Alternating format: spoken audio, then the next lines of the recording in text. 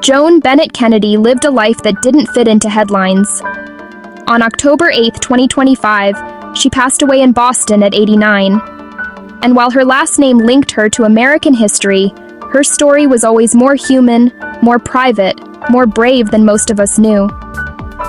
I want to talk about the quieter corners of her life, because that's where Joan kept her compass. She married Ted Kennedy in 1958 and stepped into the bright, relentless glare of public life. But she didn't surrender herself to it. She kept playing, teaching, and writing about music, finding ways to make classical pieces feel like open doors, not locked rooms. For Joan, music wasn't a hobby, it was home. Her marriage lived through historic highs and shattering lows. Chappaquiddick, campaigns, children, the pressure of a nation watching. It all took a toll. They divorced in the early 1980s, but Joan didn't disappear. She stayed connected to the family, showed up at gatherings, and kept showing up for her kids, including Patrick, who would later serve in Congress. Here's the part that takes courage to say out loud. Joan struggled with alcoholism. It was public. It was painful. And still, she chose to speak, openly, about addiction and mental health, long before it felt safe or popular to do so. She turned her hardest chapters into a hand held out to others.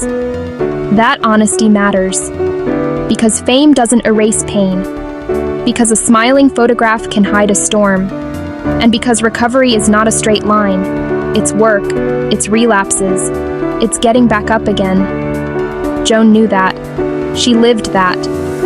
Through it all, she kept coming back to music, performance, teaching, writing. She used melody like a bridge between her public world and her private self, between grief and grace, between what hurt and what could heal. In a family known for speeches, she let the piano speak. Today, her passing invites reflection, not just remembrance. Who are we when the cameras are off? What do we choose to protect when life gets loud? For Joan, the answer was art, growth, and the slow, steady work of healing. She was a social figure, a wife, a mother, a teacher, a survivor. Not one role, many, not one story, layers. She leaves behind her children, her grandchildren, and a legacy that doesn't belong solely to politics. It belongs to the people who heard her speak about addiction and felt less alone. It belongs to students who found classical music less intimidating and more alive.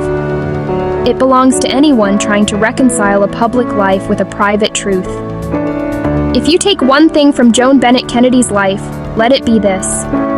You are more than the toughest thing you face, and the art you love can be a lifeline. May her memory be a gentle note that keeps playing, steady, honest, and full of quiet power.